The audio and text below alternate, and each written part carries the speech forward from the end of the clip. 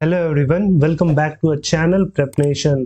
तो आज हम इस लेक्चर में कवर करेंगे 1 से 5 मार्च के जितने भी इम्पोर्टेंट करंट अफेयर्स के क्वेश्चन हैं और उनसे जुड़े कुछ स्टैटिक जीके। तो चलिए फिर वीडियो को स्टार्ट करते हैं, जिसमें पहला क्वेश्चन है financial action task force suspended the membership of which country. Financial action task force ने किस देश की सदस्यता निलंबित की? तो किया ऑप्शन बी रशिया की, ऑप्शन बी रूस इसका सही आंसर होगा। और वही अगर बात करें फाइनेंशियल एक्शन टास्क फोर्स की, तो ये फॉर्म हुआ था 1989 को। इसका हेडक्वार्टर है पेरिस। तो वहीं इसके करंट प्रेसिडेंट है टी राजा कुमार। वहीं एफएटीएफ में कुल 39 मेंबर देश शामिल है।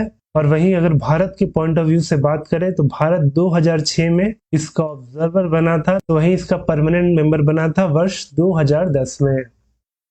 Which state's temple became India's first to induct a robotic elephant for ritual duties?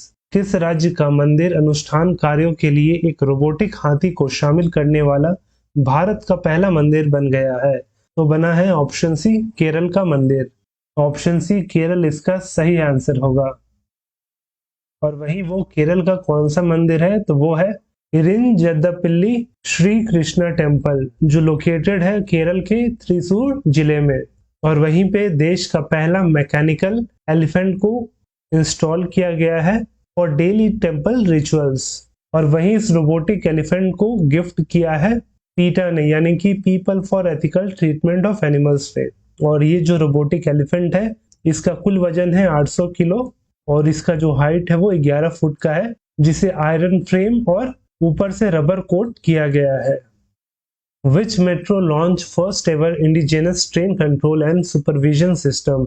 इस मेट्रो ने पहली बार स्वदेशी ट्रेन नियंत्रण और पर्यवेक्षण प्रणाली का शुभारंभ किया। तो वो किया ऑप्शन है दिल्ली मेट्रो ने। ऑप्शन है Delhi metro. In which state was the first compressed biogas plant in the northeast dedicated?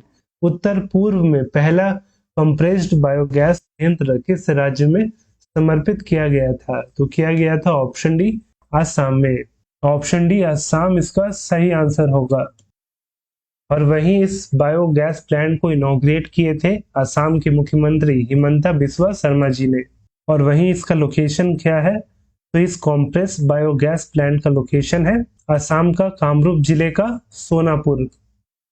Which Indian conventional diesel electric submarine became the first Indian submarine to dock in Indonesia?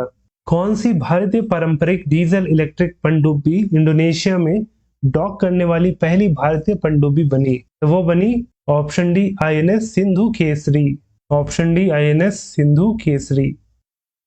और वहीं अगर बात करें Indonesia की, तो Indonesia की राजधानी है जकार्ता। वहीं करेंसी है इंडोनेशियन रुपया। तो वही वहां के प्रेसिडेंट है Joko Widodo. Which state launch a robotic scavenger Bandicoot to clean sewages? किस राज्य ने सीवेज को साफ करने के लिए एक रोबोट मेहतर बैंडिकूट लॉन्च किया है? तो ये जो बैंडिकूट है, जो कि एक रोबोटिक स्कैवेंजर है, इसे लॉन्च किया गया है ऑप्शन ए केरल राज्य में। ऑप्शन ए केरल इसका सही आंसर होगा। और वहीं इस फोटो में आप बैंडिकूट को देख सकते हैं। और वहीं इस बैंडिकूट रोबोटिक स्कैवेंजर को केरल के किस शहर में इस्तेमाल किया गया है? तो इसे इस्तेमाल किया गया है केरल के गुरुवायूर में। गुरुवायूर जो आता है केरल के थ्रिसूर जिले में। और साथ में इसे लॉन्च किया था water resource minister of Kerala Roshy Augustine ने। और ये जो बैंडिकूट है, इसे डेवलप किया है तिरुवनंतपुरम की एक कंपनी जिसका नाम है जेन रोबोटिक्स ने। Gen Robotics. Which city hosted 20th edition of BioAsia summit 2023? किस शहर ने बायो एशिया समिट 2023 के 20वें संस्करण की मेजबानी की?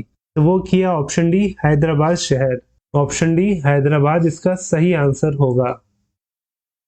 वहीं इस बायो एशिया समिट का जो थीम था वो था advancing for one shaping the next generation of humanized healthcare. Advancing for one, shaping the next generation of humanized healthcare. First meeting of the Women 20 under India's G20 presidency will be held at which city? Bharat की G20 अध्यक्षता के तहत महिला 20 की पहली बैठक किस शहर में आयोजित की जाएगी? तो इस मीटिंग का आयोजन किया जाएगा ऑप्शन बी औरंगाबाद शहर में। ऑप्शन बी औरंगाबाद शहर, जिसका नाम बदल दिया गया है और अब औरंगाबाद कहलाता है छत्रपति संभाजी नगर। तो ये भी आपको याद रखना है। और वहीं जो औरंगाबाद या छत्रपति संभाजी नगर है वो आता है महाराष्ट्र राज्य में। Exercise Desert Flag 8 is taking place in which country? Desert Flag की 8वीं अभ्यास किस देश में हो रहा है? तो ये हो रहा है ऑप्शन सी यूएई में। Option C UAE. वहीं जो ये एक्सरसाइज डेजर्ट फ्लैग का 8वां एडिशन है, इसका आयोजन यूएई में हो रहा है और ये शुरू हुआ था 27 फरवरी को और ये चलेगा 17 मार्च तक।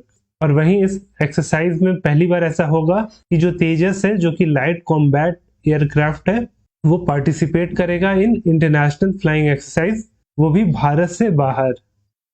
Which of the following has bagged the Best International Film Award at the 6th Hollywood Critics Association Film Awards? निम्नलिखित में से किसने 6वें Hollywood critics association film awards में सर्वश्रेष्ठ अंतर्राष्ट्रीय फिल्म का पुरस्कार जीता है? तो जीता है ऑप्शन ए ट्रिपल आर ने। ऑप्शन ए ट्रिपल आर। और वहीं आप यहाँ फोटो में देख सकते हैं कि ट्रिपल आर ने इस हॉलीवुड क्रिटिक्स एसोसिएशन में कुल 4 अवार्ड जीते हैं, जिसमें कि एक है बेस्ट इंटरनेशनल फिल्म अवार्ड। वहीं बाकी 3 कौन से अवार्ड है जो इस पिक्चर ने जीता है, उसके बारे में बात करेंगे अगले स्लाइड में। वहीं सबसे पहले जो ये मूवी है ट्रिपल आर, इसे डायरेक्ट किए हैं एस राजमौली जी ने।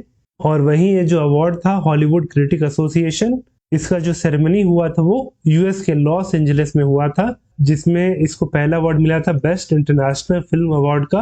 वहीं जो बाकी 3 अवार्ड है वो भी देख लेते हैं, जो है बेस्ट एक्शन फिल्म अवार्ड, फिर है बेस्ट स्टंट अवार्ड और बेस्ट ओरिजिनल सॉन्ग अवार्ड। तो ये 4 अवार्ड है जो आरआर को दिए गए हैं। वहीं जो best original song Naatu Naatu song है, इसे कंपोज किया है MM कीरावानी ने। MM कीरावानी। तो ये भी आपको याद रखना है क्योंकि एग्जाम में यहां से एक क्वेश्चन जरूर पूछेगा। Who launched the book Modi shaping a global order in flux? Modi shaping a global order in flux पुस्तक का विमोचन किसने किया? तो वो किए option C JP Nadda ji ने। Option C JP Nadda. वहीं आप यहाँ किताब का फोटो देख सकते हैं और इस किताब में जो फॉरवर्ड लिखा गया है वो लिखा गया है बाई S जयशंकर जी, जो कि भारत के एक्सटर्नल अफेयर मिनिस्टर है। तो ये भी आपको पता होना चाहिए। Which of the following is set to launch the AI language model llama? निम्नलिखित में से कौन AI भाषा मॉडल लामा लॉन्च करने के लिए तैयार है? तो ये जो AI लैंग्वेज मॉडल लामा है, इसे लॉन्च करेगा option B Meta. Option B Meta या फेसबुक। और वहीं आपने चैट GPT का नाम सुना होगा, ये काफी चर्चा में बना हुआ है। तो उसी को टक्कर देने के लिए मेटा भी एक नया AI टूल लॉन्च करेगा जिसका नाम है Lama. Which of the following got the green light from SEBI to launch its social stock exchange? निम्नलिखित में से किसे अपना सोशल स्टॉक एक्सचेंज लॉन्च करने के लिए SEBI से हरी झंडी मिली? तो मिला है option A national stock exchange को। Option A national stock exchange. वहीं अगर बात करें SEBI की, तो इसका हेडक्वार्टर मुंबई में है और वहीं एस्टैब्लिश हुआ था 12 अप्रैल 1988 को। Who has been selected as the external auditor of the International Labour Organization? अंतर्राष्ट्रीय श्रम संगठन के बाहरी लेखा परीक्षक के रूप में किसे चुना गया है? तो चुने गए हैं option B GC Murmu ji. Option B Girish Chandra Murmu ji. तो भारत के controller and auditor general Girish Chandra Murmu ji को सिलेक्ट किया गया है as external auditor of the international labour organisation, जो एस्टैब्लिश है जिनीवा में। वहीं मुर्मू जी इसके एक्सटर्नल ऑडिटर बने रहेंगे फॉर अ 4-year टर्म, जो शुरू होगा 2024 को और खत्म होगा 2027 में। और वहीं ये सक्सीड करेंगे supreme audit institution of Philippines को, जो कि करेंटली इंटरनेशनल लेबर ऑर्गेनाइजेशन का एक्सटर्नल ऑडिटर है। Who has been nominated by US President Joe Biden to become President of the World Bank? विश्व बैंक के अध्यक्ष बनने के लिए अमेरिकी राष्ट्रपति जो बाइडेन द्वारा किसे नामित किया गया है? तो नामित हुए हैं option A Ajay Banga ji, option A Ajay Banga. Who has been appointed as the new drug controller general of India? Bharat के नए ड्रग कंट्रोलर जनरल के रूप में किसे नियुक्त किया गया है? तो नियुक्त हुए हैं ऑप्शन सी राजीव रघुवंशी जी, ऑप्शन सी राजीव रघुवंशी इसका सही आंसर होगा। Who among the following recently won the 2023 Argentina open? निम्नलिखित में से किसने हाल ही में 2023 अर्जेंटीना ओपन जीता है? तो जीते हैं ऑप्शन ए कार्लोस एल्काराज ने, ऑप्शन ए कार्लोस एल्काराज।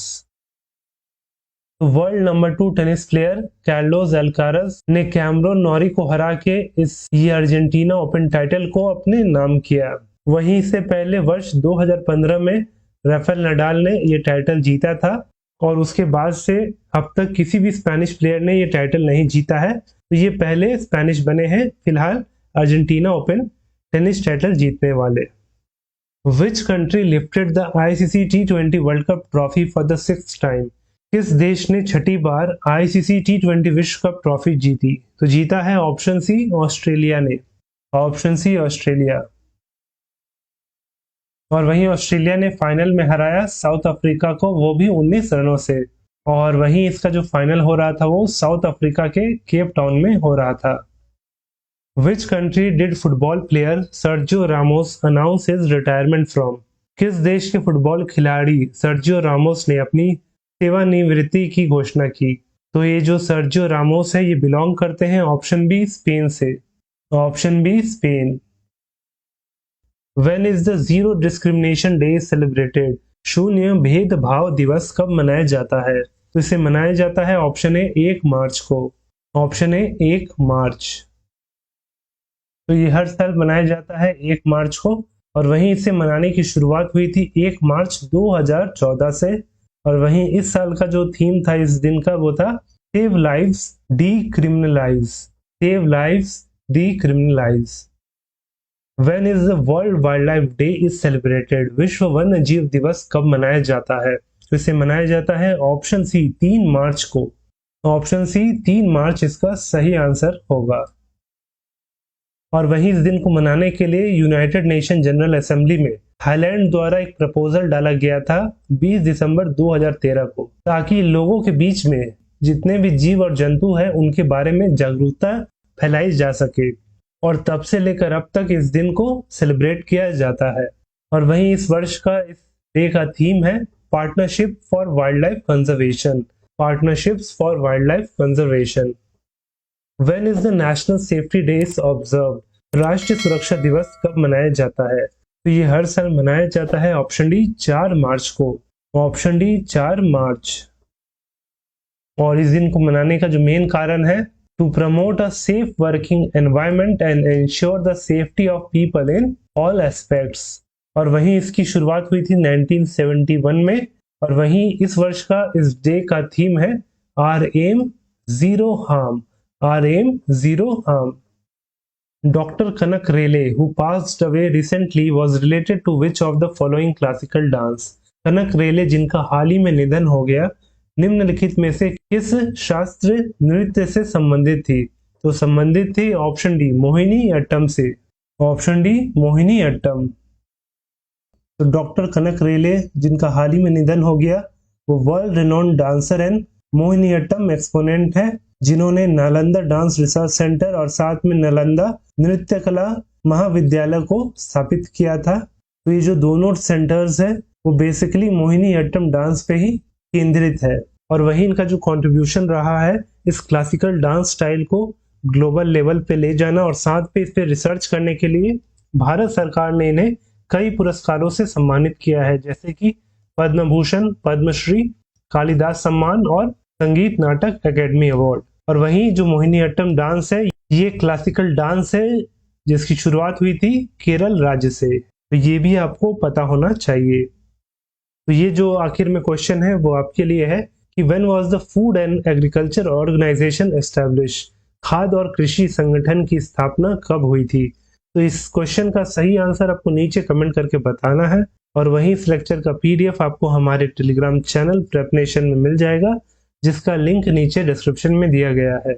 आप वहां पे जाके उसे डाउनलोड कर सकते हैं। और वहीं अगर वीडियो अच्छा लगा हो तो वीडियो को लाइक ज़रूर करें, और वहीं अगर आप चैनल पे नए हो तो चैनल को सब्सक्राइब करना ना भूलें।